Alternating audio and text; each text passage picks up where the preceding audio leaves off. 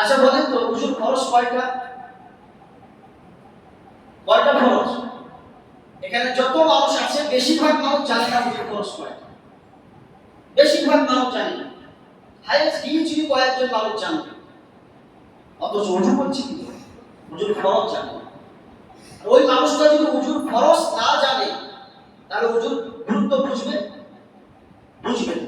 কারণ উজুর ফরজ এমন একটা জিনিস, সেই ফরজ অংশের মধ্যে থেকে যদি সামান্য কিছু অংশ শুকনো থেকে যায় তাহলে কিন্তু তার উজু হবে। সামান্য কিছু শুকনো, অল্প জায়গা যদি শুকনো থাকে, ফরজ যেগুলো, ওই শুকনো থাকার কারণে আপনার কোনো উজুটাই হলো না। আর আপনি ফরজ কোনগুলো, উজুর ফরজ যে কয়টা ওইটাই জানেন না, যে আমার কোন অংশটা শুকনো থাকলো আর কোনটা আমি ভিজিয়ে দিলাম। আমি তো ফরজ কয়টা সেটাই জানি না। জানলে না আমি সঠিকভাবে ওইটা পালন করব।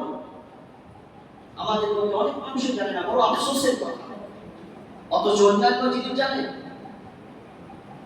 অন্যান্য জিনিস মাথায় ঠিক রেখে দিয়েছি।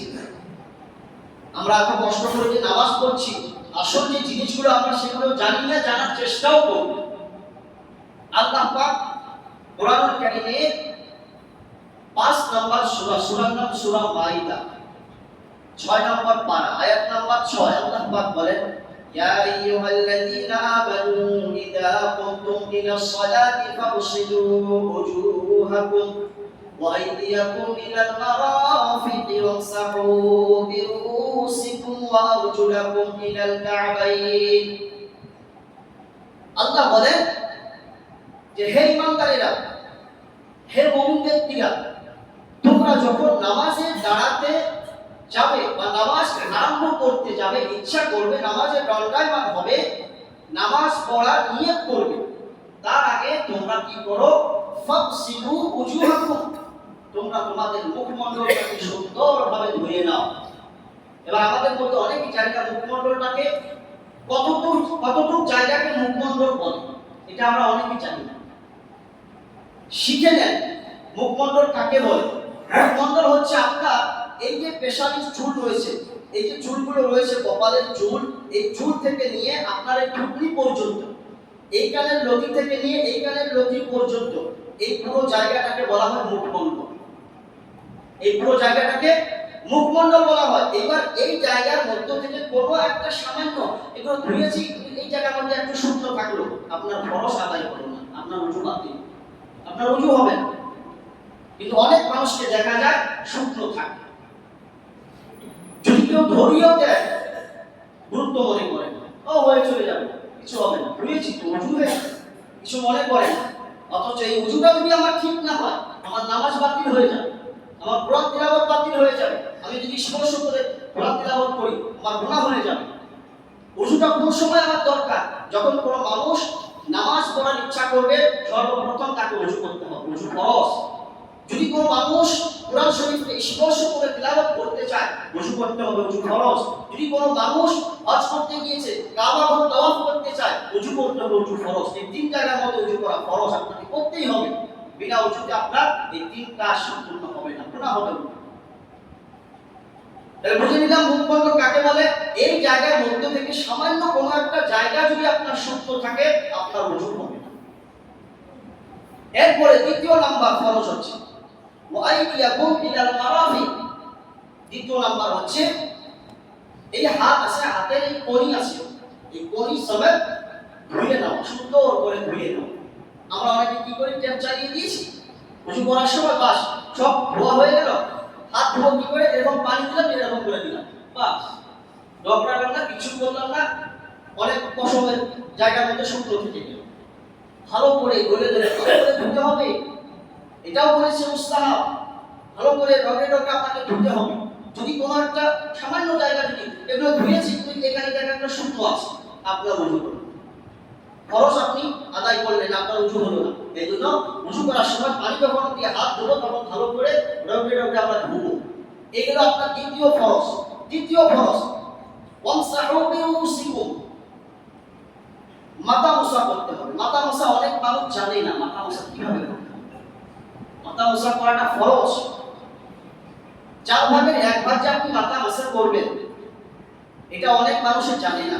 মাথা মোছা করার সময় অনেক নিয়ম আছে, তার মধ্যে থেকে উৎকৃষ্ট ভালো নিয়ম হচ্ছে, তরিকা হচ্ছে আপনি যখন পানিটা হাতে দিলেন, নেওয়ার পরে পানিটা ছেড়ে দিলেন, এই যে আপনার 3 3 6 আঙুল, এই 3 3 6 আঙুল আপনি এক জায়গায় করলেন, এই বাকি আঙুলগুলো কিন্তু ফাঁকা থেকে গেল 4টে আঙুল, এই 6টা আঙুল নিলেন, নেওয়ার পরে আপনি এই যে মাথার চুলের গোড়া থেকে নিয়ে আরম্ভ করলেন, এরকম ভাবে যাবে, গিয়ে একটা করে নখ উঠবে, যতদূর যাবে একটা করে নখ উঠবে, বা যাচ্ছে এরকম ভাবে যাচ্ছে, গিয়ে এই প্রথমে হাতের তলার এই পানিগুলো আপনার মাথায় লাগবে, লেগে গেল কানের কান অবধি আসবে উপর, এসে গেল, যাওয়ার পরে এবার এই পানিগুলো আপনি এরকম ভাবে ঘুরিয়ে দিবেন, মাথা মাসা করছে না, এরকম ভাবে ঘুরিয়ে দিবেন, দেওয়ার পরে এই যে আঙুল বাকি আছে, এই আঙুল দিয়ে আপনি আপনার কানের মধ্যে ভালো করে শুকনো জায়গাগুলো ভিজিয়ে দিবেন।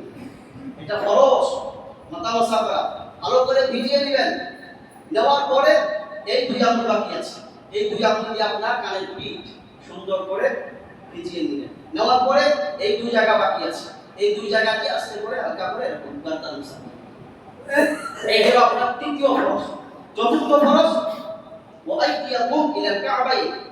চতুর্থ ফরজ হচ্ছে 2 পায়ের টাকনু সমেত ভালো করে ধুয়ে দিতে হবে। অনেক সময় আমরা কি করি, যারা চপ্পল পরে, চপ্পল ব্যবহার না করার কারণে ধুলোবালি পায়ের মধ্যে থাকে, এই যে শিরা এরকম দাগ দাগগুলো আছে, ধুলোবালি লেগে যায়। উযু করার সময় আমি যদি সেগুলো ভালো করে ধুয়ে না নিই, আগে ভালো করে যদি রোগে না নিই, তাহলে কি হবে দেখবেন উযু পরেও পানি দিয়ে ভিজানোর পরও ওই জায়গাগুলো দাগ দাগগুলো কিন্তু শুকনো থাকে, সাদা সাদা কিন্তু রেখা দেখা যায়, তার মানে ওই জায়গাগুলো আপনার ভিজে না। তাহলে যদি না ভেজে তাহলে আপনার উযু কিন্তু হলো না। তাহলে কি করতে হবে, ভালো করে উযু করার সময় ভালো করে যেগুলো ফরজ করতে, ফরজগুলো তো ধুতেই হবে, এছাড়াও যেগুলো সুন্নাত আমরা পরস্পর আদায় করি, প্রত্যেকটা জিনিস পরস্পর ভালো করে রগড়ে রগড়ে ধোয়াটা মুস্তাহাব, এটা ভালো করে ধুতে হবে। উযুর ফজিলত এবার দেখেন, উযু করলে যে কি ফজিলত, মুসলিম শরীফে 244 নম্বর হাদিস, আল্লাহ রাসূল সাল্লাল্লাহু আলাইহি ওয়াসাল্লাম বলেন, যদি কোনো মানুষ, যে ব্যক্তি উযু করছে, উযু করার সময় সে যদি ভালো করে তরিকা মেনে উযু করে, পরস্পর সে প্রত্যেকটা অঙ্গ প্রত্যঙ্গ ধারাবাহিকভাবে ভালো করে ধুয়ে উযু করছে, যখন মুখমণ্ডল ধোয়ার সঙ্গে সঙ্গে এই মুখের দ্বারা যত গুনাহ হয়েছিল, এখানে সগীরাও বলে নাই, কবিরাও বলে নাই, কিচ্ছু বলে নাই, যত গুনাহ আপনার হয়েছিল মুখের দ্বারা, আপনার এই গুনাহগুলো মুখের পানিটা লাস্টে যে পানিটা টপকাবে, এই লাস্টের পানিটা টপকানোর সঙ্গে সঙ্গে আপনার মুখের দ্বারা যত গুনাহ হয়েছে সব গুনাহ আল্লাহ মাফ করে দিবেন, সুবহানাল্লাহ। এরপরে আপনি যখন হাত ধুবেন, হাত ধোয়ার পরে এই হাতের দ্বারা যত গুনাহ আপনার হয়েছে, উযুর পানি লাস্টে যে পানিটা টপকাবে, ওই পানি টপকানোর আগে আগে আপনার হাতের সব গুনাহ আল্লাহ মাফ করে দিবেন, সুবহানাল্লাহ। এরপরে আপনি যখন পা ধুবেন, পায়ের দ্বারাই আপনার যত গুনাহ হয়েছে আল্লাহ মাফ করে দিবেন। উযুর পরে ওই মানুষটা, আল্লাহ রাসূল বলেন, ওই মানুষটা একবারে সম্পূর্ণ নিষ্পাপ হয়ে যায়, বেগুনাহ মাসুম হয়ে যায়, বলে সুবহানাল্লাহ। এটা উযুর ফজিলত, অথচ আমরা উযুকে গুরুত্ব দেই না। উযুকে গুরুত্ব দিতে হবে বেশি করে, কারণ উযু শুধুমাত্র আমার শারীরিক অঙ্গ প্রত্যঙ্গের কিছু নির্দিষ্ট অঙ্গ শুধু ধোয়া, এর নামে উযু নয়। উযু হচ্ছে আধ্যাত্মিক, আমার শরীরের ভিতরে যে আধ্যাত্মিক যে জিনিসগুলো আছে, খারাপই আছে, এই জিনিসগুলোকে পবিত্র করার নাম হচ্ছে উযু। উযুর অর্থই হচ্ছে পবিত্রতা অর্জন করা। এই পবিত্রতা আমি যখন অর্জন করব, আমি সাবধান হয়ে অর্জন করবো নাকি? সাবধান হয়ে আমাকে অর্জন করতে হবে।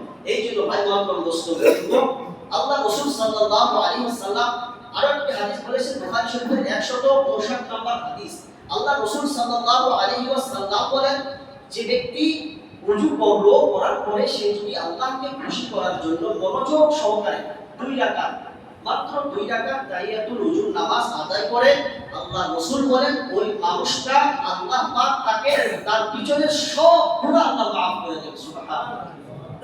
এই জন্য আমরা ওযুটা সঠিকভাবে করব, এবং ওযু করার পরেও আমরা যদি ফাঁকা টাইম পাই, অনেক মানুষ আছে নামাজ পড়ে, ওযু করার পরে 2 রাকাত তাহিয়াতুল ওযু পড়ে, দেখেছি, যদি ফাঁকা টাইম পাই, গল্প গুজবের সময় না কাটিয়ে আমরা 2 রাকাত পড়ার চেষ্টা অবশ্যই করব। এসে দেখছি জামাত আরম্ভ হওয়ার এখনো 3-4 মিনিট বাকি আছে, বসে না থেকে 2 রাকাত নামাজটা পড়ে আগে বসে যাও, এটা বুখারী শরীফের অন্য আরেক হাদিস, মসজিদে এসে দাখিল করো, 2 রাকাত নামাজ পড়ো, তারপরে বসে। এটা বুখারী শরীফের হাদিস। এই জন্য ভাই মহতরম দোস্ত বুজুর্গ, আমরা ওযুর যেগুলো নিয়ম আছে সঠিকভাবে আদায় করব এবং আগামী সপ্তাহে ওযুর সুন্নাত কি কি এবং ওযু ভাঙে কি কি কারণে আগামী সপ্তাহে ইনশাআল্লাহ আলোচনা হবে।